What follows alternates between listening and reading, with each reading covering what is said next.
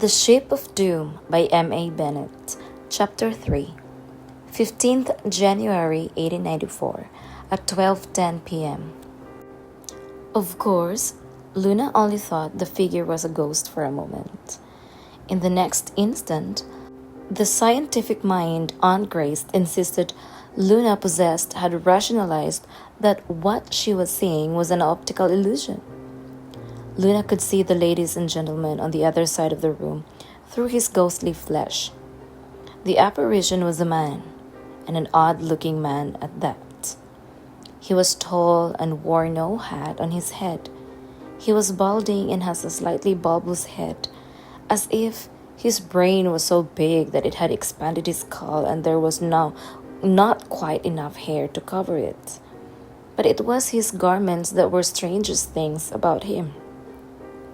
He wore a suit of clothes in loud check, with a white shirt with long collars, and a thin striped cravat tied in a neat knot and hanging down flat, not with the silken flourish of the more substantial gentleman in the room. He wore no waistcoat or pocket watch, and there were no kid gloves on his hands, nor cane by his side. Really, he looked most peculiar. And he sounded most peculiar too, because the illusion spoke. "Hi, folks. Right on time." Here the apparition did an odd thing. He checked his left wrist, and Luna almost expected to see a butterfly tattoo, but instead his white cuff retracted to reveal a tiny little clock, like the face of a pocket watch, strapped to his wrist by a band of thin leather. "What can I do for you?"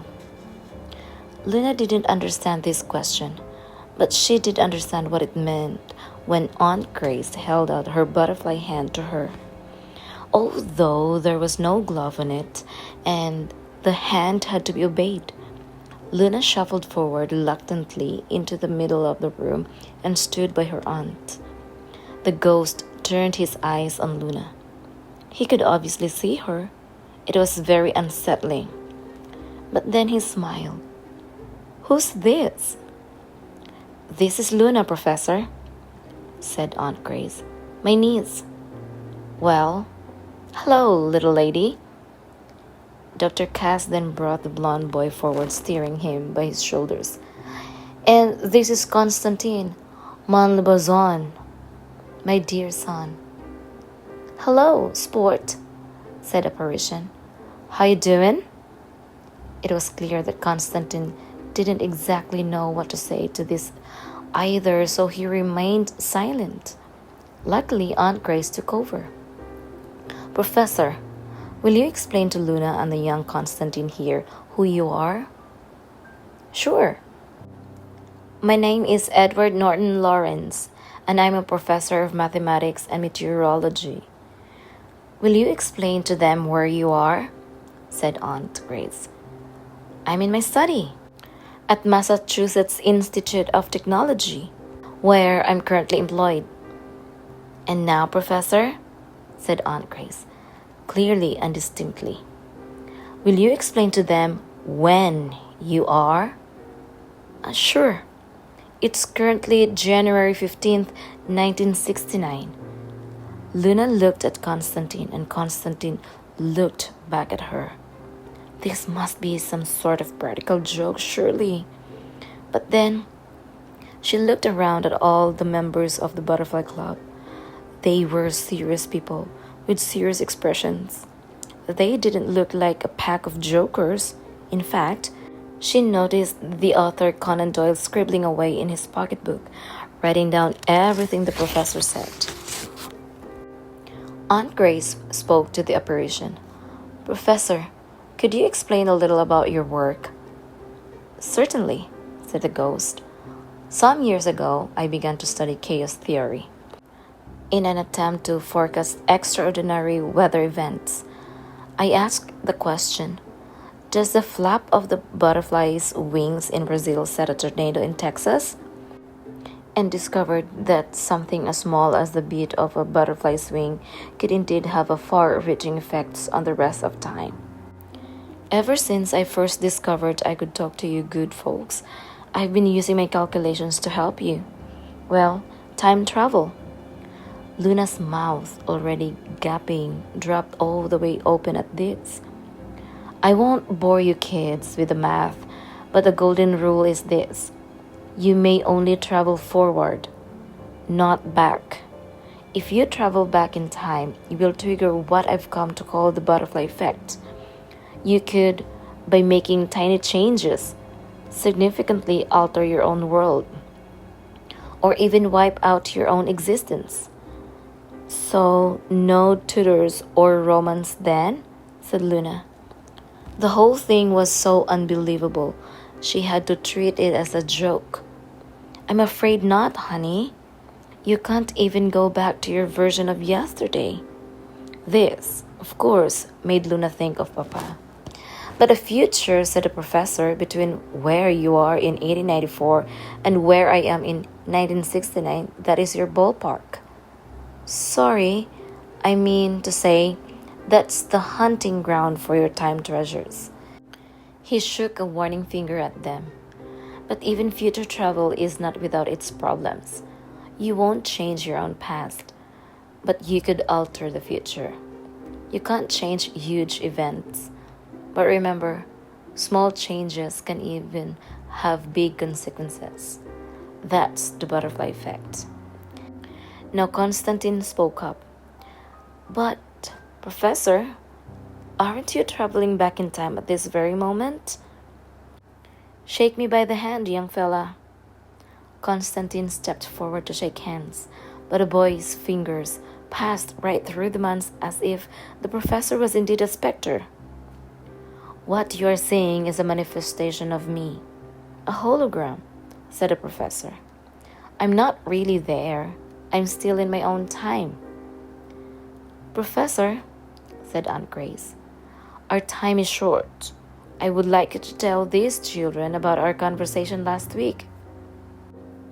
Well, ma'am, you told me that your Queen Victoria has announced an empire-wide scientific contest to find a method of communication through the ether.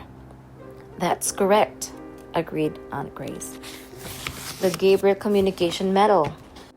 It is worth 1,000 gold sovereigns to the person or persons who can invent a way to speak across continents, to send and receive messages without wires. And I said that, through the ether, sounds an awful lot like radio waves, and in that case you can't do better than find a fella called Marconi. Guglielmo Marconi? Put in Dr. Katz. That's it, said the professor. Guglielmo Marconi, an Italian physicist.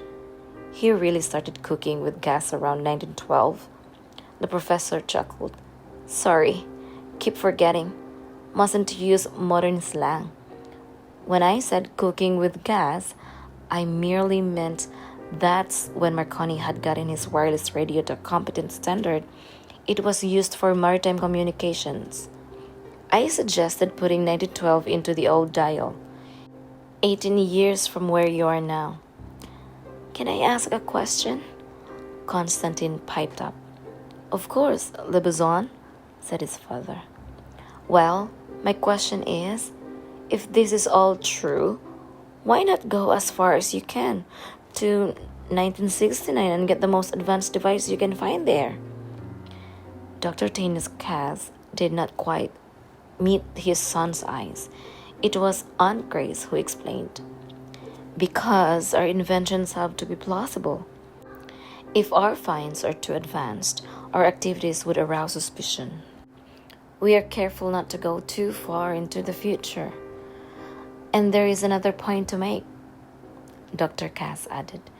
If we go too far ahead, then we might not have the raw materials or the manufacturing skills in our own time to create or maintain such machines. 18 years is about right. Yes, indeed, agreed Aunt Grace. Professor, when we first discussed this, where did you tell us to go in 18 years' time? I said to try Southampton on the south coast of England. Huge port for huge ships. By then, Marconi's wirelesses were standard in the ships on the White Star Line, so you'll be able to find one in what was called the Marconi Room. That will get you your Gabriel Medal. All right. Any one of those big ocean liners will do. Any ship except for... The professor's image stuttered and froze. Dr. Cass knelt down to examine the clockwork bird. Regrettably, there was a transmission interruption of the phantasmagorical holographic manifestation. It is said in its flat, little metallic voice, and the final words got slower and lower and sort of stretched until they finally stopped. The doctor explained, "Kronos only works for about 2 minutes at a time. His mechanism is clockwork and he runs down quickly. Can't you just wind him up again?" Constantine asked his father. "Nyan, le besoin," said the doctor. "Not for a while. He partly runs on magnets, and their polarity has to be restored before he can work again. He takes a few hours to recharge." "No matter," said Aunt Grace to the room at large. "We have it from the professor's lips twice now. 1912, Southampton, England. Those are the settings." "The settings?" repeated Luna. "The settings for what?" "Is Mr. Herbert George Wells here?"